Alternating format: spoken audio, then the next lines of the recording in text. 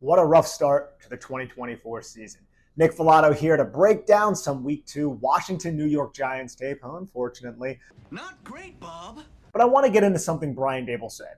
When asked about the run defense issues, whether it was personnel or scheme, Brian Daboll stated it was a combination of all of it. He's correct. The structure of the defense actually improved slightly from Week 1, which was a disaster versus C-gap runs. However, an improvement from the stone bottom is still inefficient and unacceptable. Personnel, we'll get into that. There is a massive burden placed on the linebackers in Shane Bowen's scheme. For starters, the quarters defense typically has safeties at a greater depth. The corners in this scheme are rarely impressed. 72% of the snaps through 2 games saw 0 cornerbacks in the press alignment, and most alignments have the outside corners at 7 yards or 7+ yards cushion. Kliff Kingsbury's offense attacked that part of Bowen's structure relentlessly, playing into his own style, of course. The crack and replace on power gap runs was not perfect, one reason being creative pre-snap movement to displace linebackers and fool the Giants' defense. There's a lot of guessing and not a lot of confidence with the defense right now. It is a new defense. Some of this is to be expected. However, there is a real dearth of talent behind Dexter Lawrence on the defensive line. In both games, whenever 97 goes to the bench, the team runs the football directly at the Giants. You couple the talent deficiency with the missed tackles by the second-level defenders, and the end result against Washington was inevitably going to be 215 yards on the deck, 425 total yards, and yet another 0-2 start for the Giants. At least it's the first time in this regime, right? Positive, maybe? I don't know. I'm about to run through some plays to show you how Kliff Kingsbury was able to carve through Bowen's defense with a horizontal attack into a leverage advantage, and how timely play calling by Kliff exposed Bowen's defense. Let's get into it. Here's the first play of the game. We see the Giants in their quarters look pre-snap, and something Washington did well, Kliff Kingsbury did well. He used 3-by-1 sets to attack the New York Giants off leverage. You see how these cornerbacks are so far off.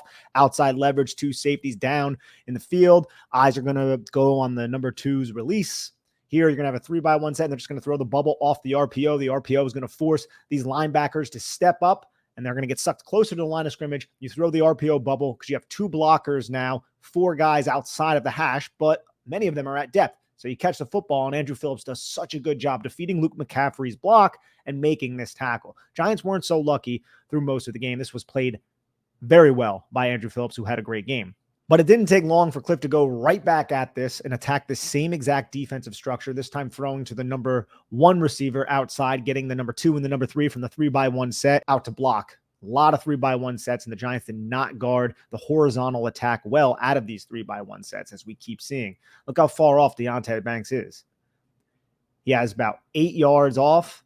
The Giants are not coming downhill quickly to defeat this. They were taking a couple steps in their drop because in this system, again, it's pattern match. You're going to be reading the release of the wide receivers. Depending on what those wide receivers do could change your responsibility in these zone match type of schemes. This looks like it's going to be a cover 6. You're going to have quarter, half. Cordell Flott and Jason Pinnock are going to take the quarters. Tyler Newman takes the half. Deonte Banks is blitzing, but Kliff gets the football out of Jaden Daniels' hands so quickly. He did that all throughout the game. A lot of it was this horizontal attack, just like that. Looks like Drew Phillips was blitzing on this play. Jaden Daniels throws it right behind.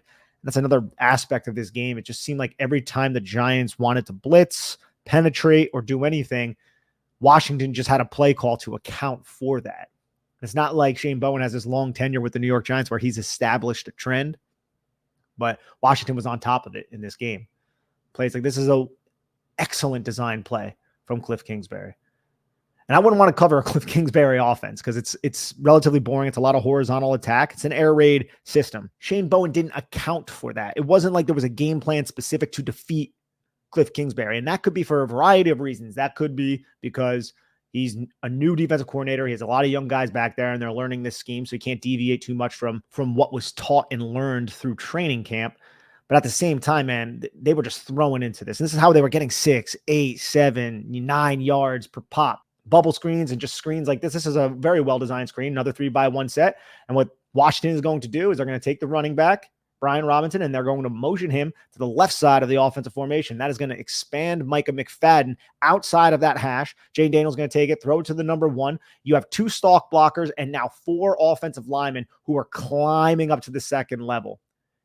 And if the Giants don't make that initial tackle, which really Bobby Okereke can't because he gets blindsided by Sam Cosme, then there's just this alley that's created with a bunch of offensive linemen and rallying Giants defenders. If you're going to run this system of being so soft on coverage, you need to get to the tackle point and make the tackle.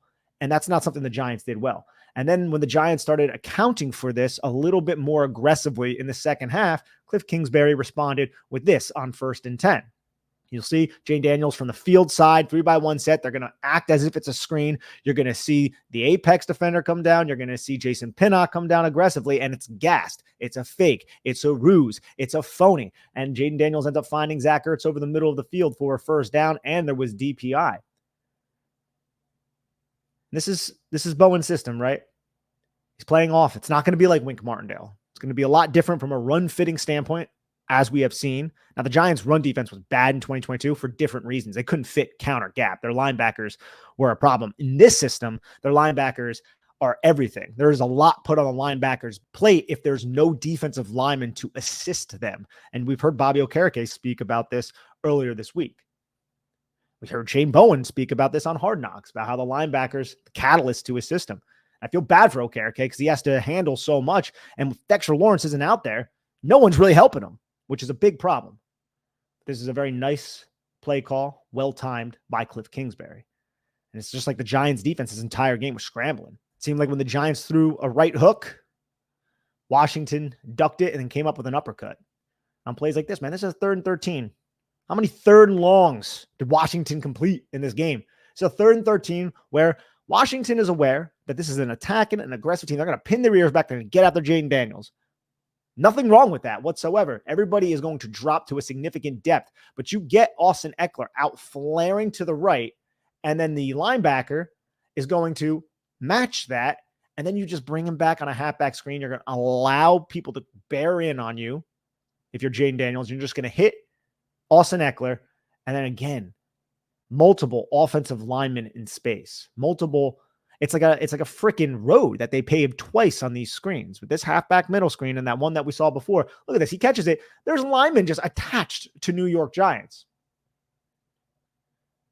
And there were a couple blown coverages too in the flat throughout this game. I'm not sure if I have them in this low light reel where the Giants just weren't on the same page from a communicative standpoint. A lot of that is based on pre-snap movement and motion as well.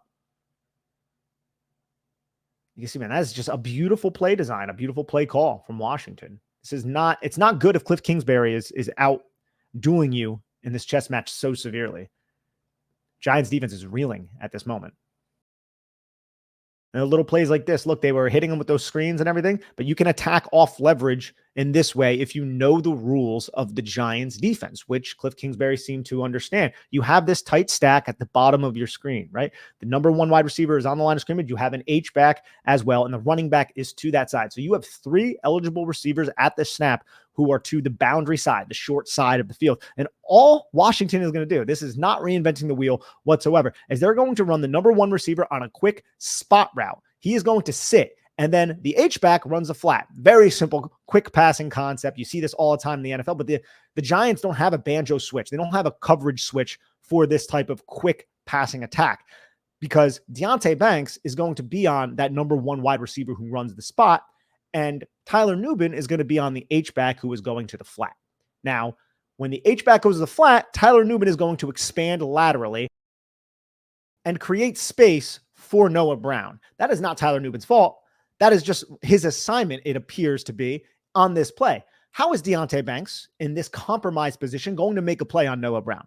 He's not, because he is so far freaking off, and there is no banjo switch coverage here. You're not switching it. Unless Deonte Banks, I see him give some sort of hand nod there, unless that was him telling Nubin to switch and it was a miscommunication, that's a plausible explanation.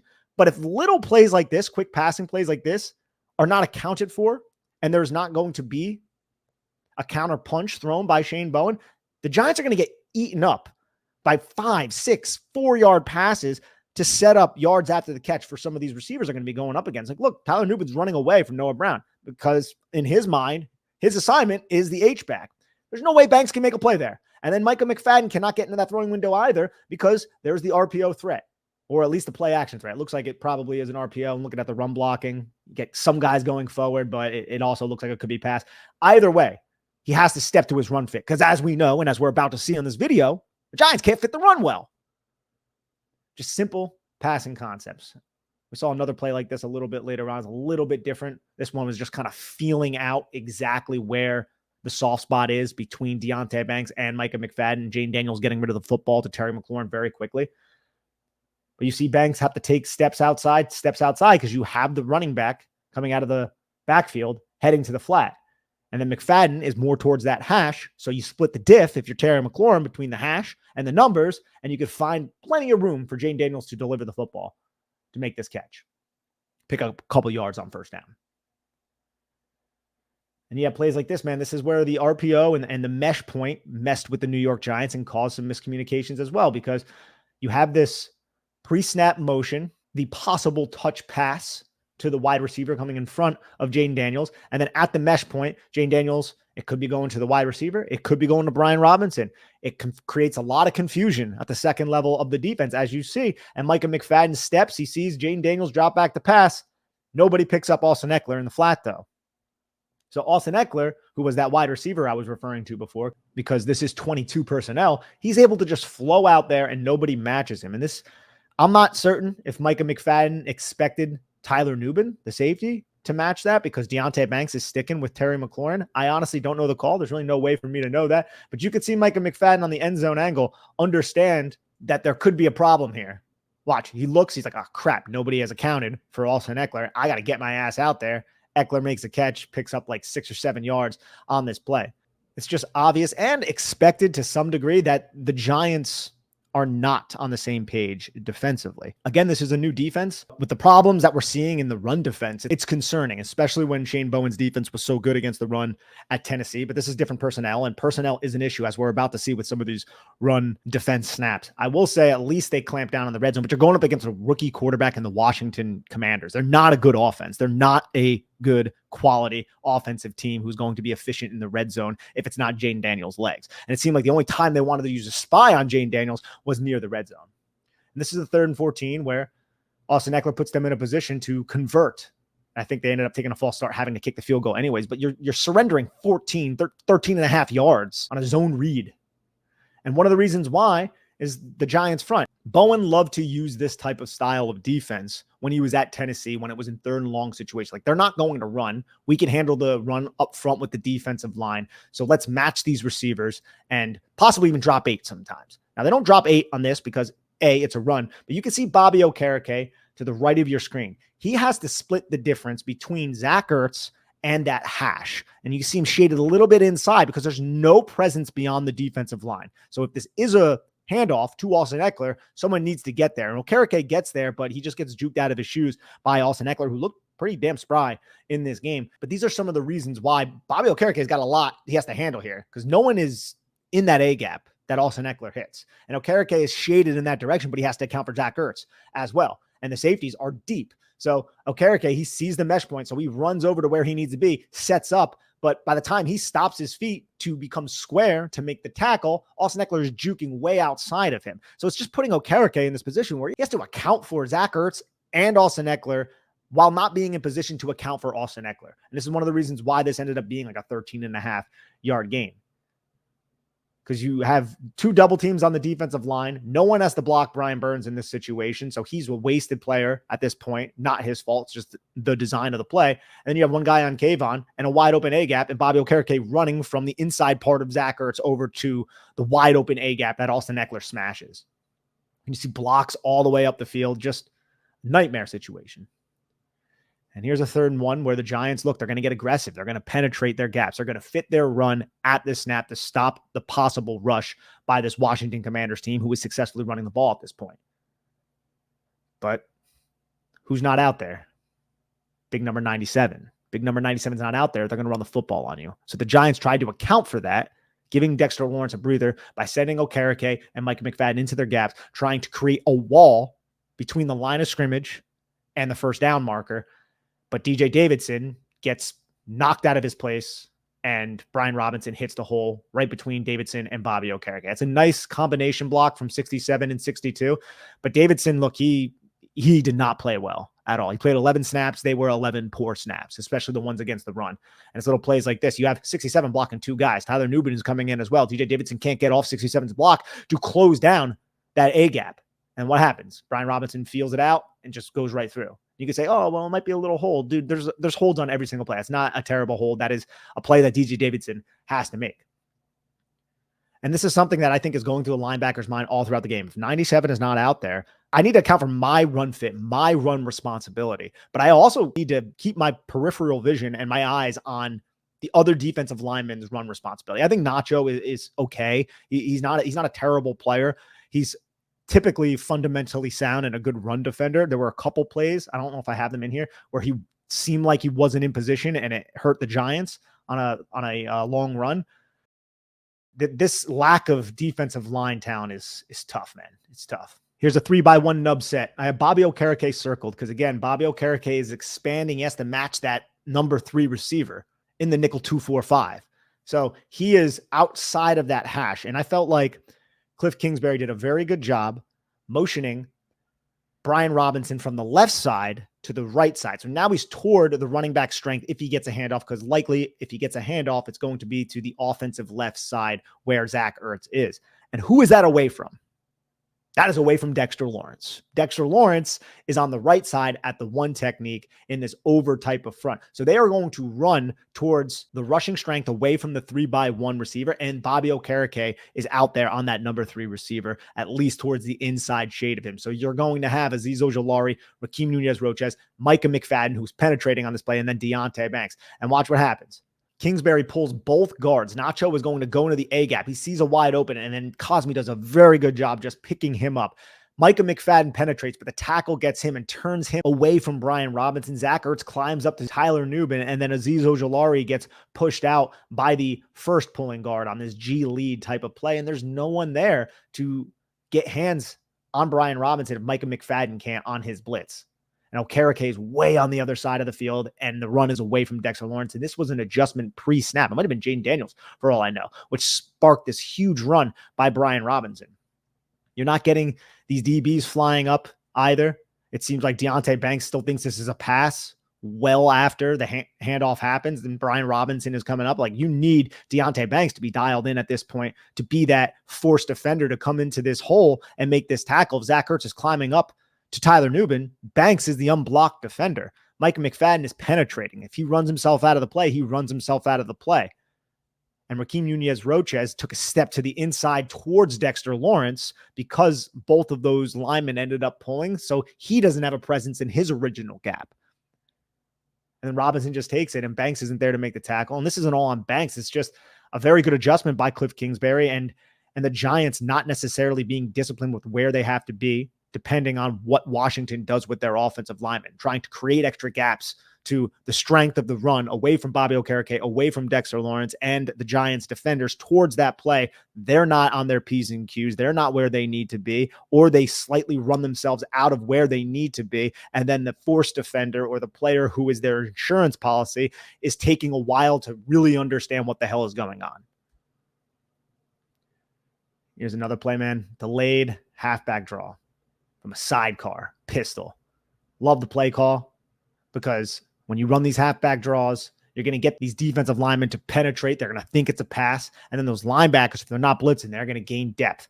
So then you can easily get offensive linemen, tight ends to climb up on the linebackers. And you can see how this ends up being a very nice run by Brian Robinson, who's not on the field again, Dexter Lawrence. So it's a passing situation. Sure, no Dexter Lawrence out there. We'll just run the football. And we'll also get your linebackers away from their run fits because it's going to be a draw. And we're not scared of DJ Davidson. We're going to run right at him. And then also Raheem Nunez-Roches. He's that 3 technique. It's an over front. DJ Davidson just gets knocked out by the center. No presence in the A gap. Raheem Nunez-Roches can't collapse down on it. And the linebackers take about 3 steps back because they thought it was a pass. Giants defense, their run fits, they're out of sorts. Some of this is personnel based, though. As I said, it's not good. They're getting the ball ran right at them. You haven't seen that in how long, Giants fans? When's the last time you saw teams run the ball directly at the Giants? It's like the one thing they could do well over the last 6 or 7 years with players like Dalvin Tomlinson, Damon Snacks Harrison, Leonard Williams, obviously Dexter Lawrence. But now with Dex isn't out there, it's a nightmare. They're expecting UDFAs and Raheem Nunez-Roches to be their savior if Dex isn't there. It's just a terrible situation for the linebackers. It really is. And it's a bad situation for the run defense as a whole. And this play was just very frustrating. This is a 3rd and 1, big moment in the game. Look, this is a Wink Martindale type of front. You have 5 guys down on the defensive line. Now with Wink, he would have the 3, but you'd have Dex at the nose, and then you'd have 2 4-eyes with the edge rushers a little bit outside of those tackles. So a little bit of different front. You don't see that front much from Shane Bowen. And a big difference with stopping the run is Wink Martindale's team, you could run counter against that, create extra gaps on the other side and try to wash all those guys down the line of scrimmage, and it put an onus on the linebackers to fit it. But in Shane Bowen's system, it's a different front. You're not seeing that. The gaps aren't all accounted for. And it allows the offense to establish these double teams and uproot some of these defensive linemen. And when the defensive linemen aren't all that talented, when Wink Martindale was the defensive coordinator for the Giants, he had Leonard Williams as his 2nd best defensive lineman. It was a big difference there. Right now, Shane Bowen doesn't have guys who can withstand double teams like Leonard Williams could. But the structure of the defense was also more sound when it was against duo, dive, and non-power gap type of runs when Wink Martindale was the coordinator. But here they create the wall and they stuff Brian Robinson at the line of scrimmage. But Brian Robinson had the wherewithal to understand that he's not getting through that line. So what am I going to do? I'm just going to move off to the side. And who's out there now? Who's out there? Who's responsible for this? First off, Kayvon Thibodeau gets drilled off the line of scrimmage by John Bates. His feet get tangled up a little bit. It does kind of look like a hold, like kind of tackles him. But Cordell Flott.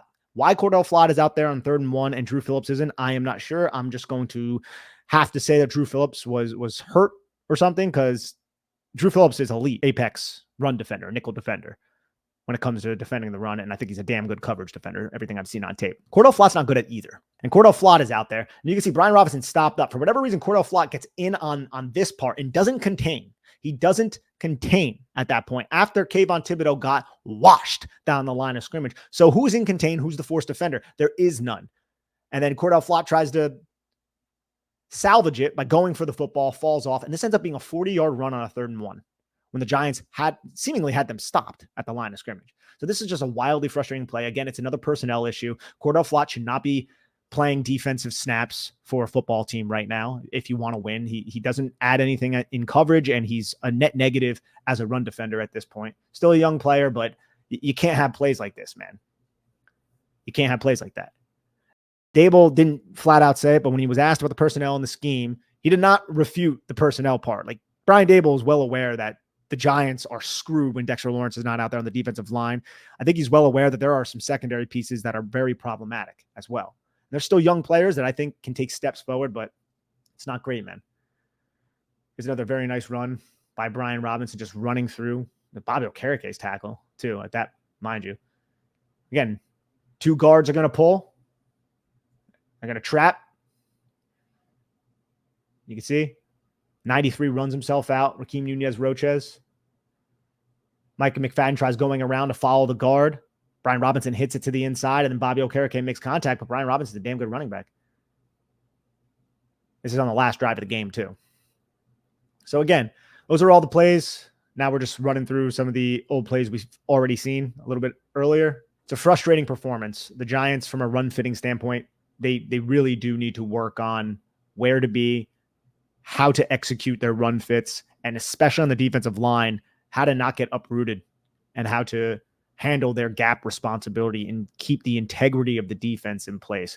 And then from this passing standpoint that we went over a little bit earlier in this little video that we're doing, being this far off, you need to rally and tackle, and you can't miss tackles so frequently. You can't allow playmakers to pick up yards after the catch. I'm hoping that we see a little bit more flexibility from Shane Bowen. It's one thing I'll say about Wink Martindale too, is he was flexible. Like, it was, he wants to blitz all the time. It's like, yeah, that is true, but he devised game plans where it was tepid in the blitz department against Trevor Lawrence. If we go back to the 2022 season, he didn't blitz Trevor Lawrence all that often. He dropped 8 a lot in that game, and the Giants ended up winning the football game in part because of those decisions and those adjustments that deviate away from his DNA as a play caller. So I'm hoping Bowen can do that. And this is just because he's new and these guys are learning, and they're not in a spot quite yet to be that flexible with the defensive play calling. But this off leverage stuff, man, especially against a coordinator like Kliff Kingsbury, who does everything horizontally, and a rookie quarterback who was a little spotty throwing the football deep in this game, you would hope that they would have done a better job accounting for what was killing them all game, and they just didn't. Again, I like the whole bend don't break thing, but if you just keep bending, you're broken at that point, right? Like, you need to force a punt against Washington's offense. Like, please. All right. Well, I'm Nick Falato signing off. I hope you guys enjoyed this. Let's look forward to week 3, and hopefully the defense can be a little bit more competent. Take care. Have a lovely, lovely day.